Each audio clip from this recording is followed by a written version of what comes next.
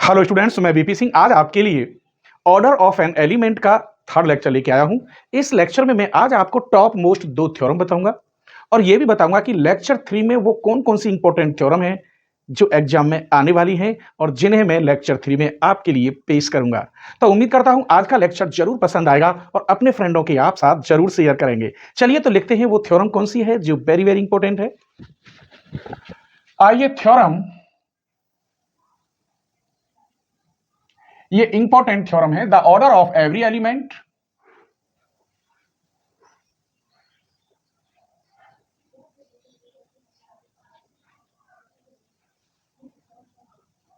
of a finite group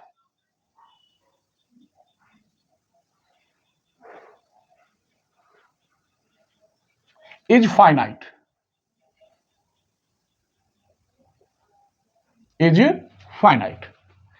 किसी भी order का एलिमेंट जो होगा उसका ऑर्डर वो फाइनाइट होगा। मैंने लेक्चर 1 में बेखूबी बताया है कि order of an element group के अंदर क्या होता है।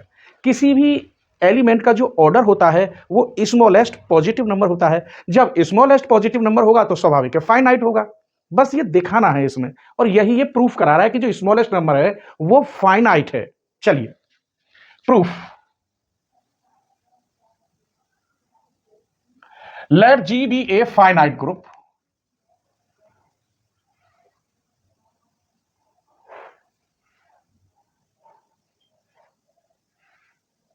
and let A belongs to G।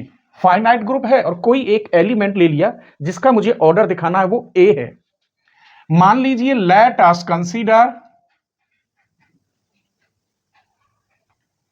us consider all positive integral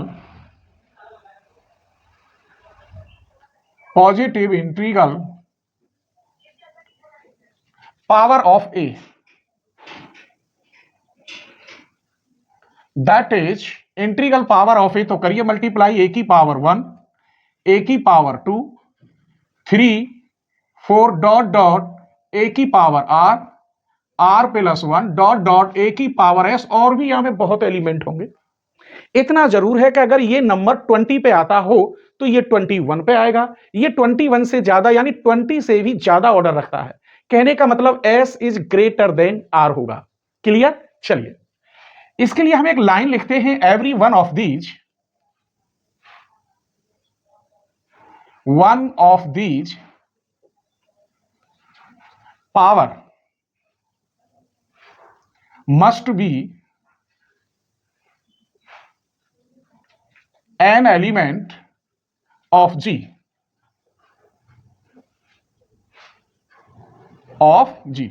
every one of these power, प्रत्येक पावर मस्ट भी होगी, हर एलिमेंट की दिखाई देगी आपको, ये डेफिनेट है। लेकिन जी क्या है? एक फाइनाइट ऑर्डर रखता है। जी इज ए फाइनाइट ऑर्डर, एक फाइनाइट ऑर्डर। थोड़ी इसकी लाइनें ज्यादा लिखनी होती हैं तभी ये प्रूफ होगी। तो जी क्या है? एक फाइनाइट ऑर्डर रखता है। इसका मतलब यह हुआ जब ये फाइनाइट एलिमेंट रखता है तो हम कह सकते हैं हेंस अतः these element can not be different. तो ये कैसे अलग अलग नहीं हो सकते। सो लेट, मान लीजिए ए की power S equal to A की पावर आर, लेकिन ये शर्त है एस बड़ा है आर से। ए की power S equal to A की पावर आर, ये अलग अलग नहीं होंगे, सेम ही होंगे सारे एलिमेंट, सबकी इंटीग्रल पावर है, सबका जनरेटर ए है, इसलिए ये दोनों इक्वल है। अब एक काम करते हैं हम, इसमें इधर ए की पावर एस में ए की पावर माइनस आर की मल्टीप्लाई करते हैं और यहां भी ए की पावर माइनस आर की, बोथ साइड। दिस इंप्लाइज आगे बढ़ाते हैं, ये तो हो गया एस माइनस आर और ये हो गया आर माइनस आर। इसका मतलब ए की power S minus are equal to A की पावर 0, इसका मान 1 होता है, तो ए की power S minus are equal to E, क्योंकि ये क्या होती है? आइडेंटिटी।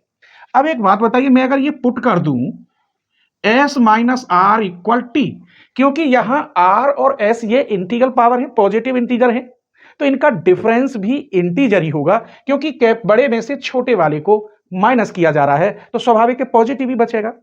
तो ये टी भी क्या है, पॉजिटिव है। तो मैं लिख सकता हूं दिस इंप्लाइज ए की power t equal to E.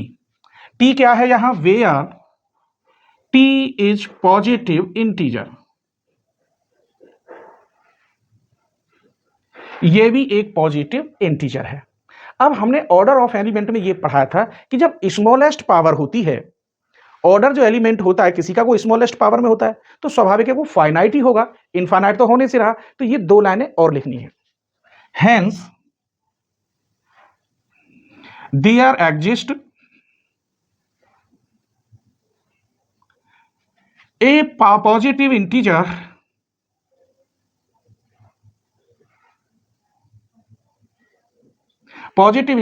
t such that, तो a की पावर t क्या हो गया, e। लेकिन हम ये बात भी जानते हैं, we have every set of positive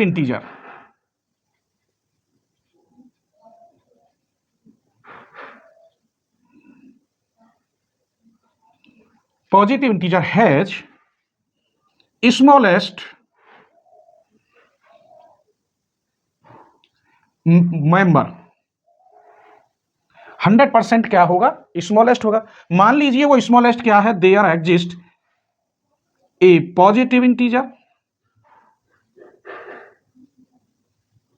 integer वो m है, सच दैट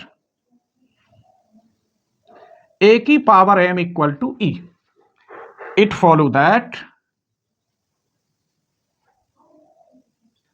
इसको पूरी थ्योरम को उतार देते हैं, द ऑर्डर, इसके बाद इट फॉलो दैट दिखाई ना दे रहा हो तो इसको पूरी को लिख दो, the order of every element of a finite group is finite.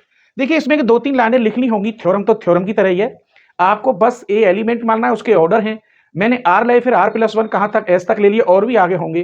फिर मैंने दिखा दिया डिफरेंस, और इसको मान लिया टी मैंने, क्योंकि जब पॉजिटिव में तो ग्रेटर देन में तो स्मॉल पावर को माइनस किया जाएगा मेरे बच्चों, तो पॉजिटिव ही बचेगा। तो ये भी क्या है, पॉजिटिव है, स्मॉलेस्ट पॉजिटिव, और ये फाइनाइट है। इसके लिए भी मैंने फिर एक लाइन और दिखाई है अलग से, पॉजिटिव इंटीजर m मानकर, तब a की power m equal to e। तो ये भी क्या आया, फाइनाइट आया। Hence it follow that the order of every element of a finite group is finite. उम्मीद करता हूं ये थ्योरम आपकी समझ में आई होगी, और 2-3 बार करना इस थ्योरम को। एक और थ्योरम लीजिए, चलिए।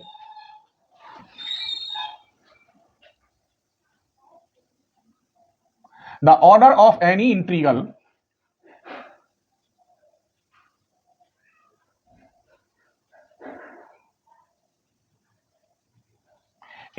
power of an element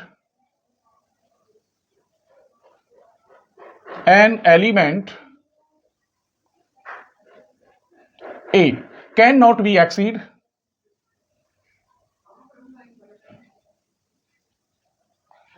the order of A।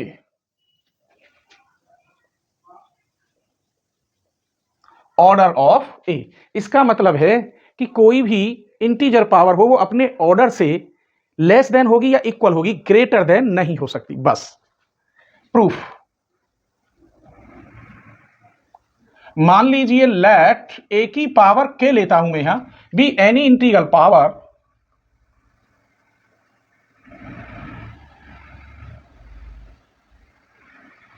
Power of a, let order of a equal to n. This implies, इसको हम ऐसे लिख सकते हैं, ए की power n equal to e. ये मैंने फर्स्ट लेक्चर में डिफाइन किया है, फर्स्ट लेक्चर आप जरूर देखें, तभी समझेंगे ऑर्डर ऑफ एन एलिमेंट क्या है। और सेकंड लेक्चर में मैंने फिर क्वेश्चन भी दिए थे, तो क्लियर हो जाएगा। अगर बीच में आप कोई लेक्चर छोड़ देते हैं तो गड़बड़ हो जाती है, ठीक है।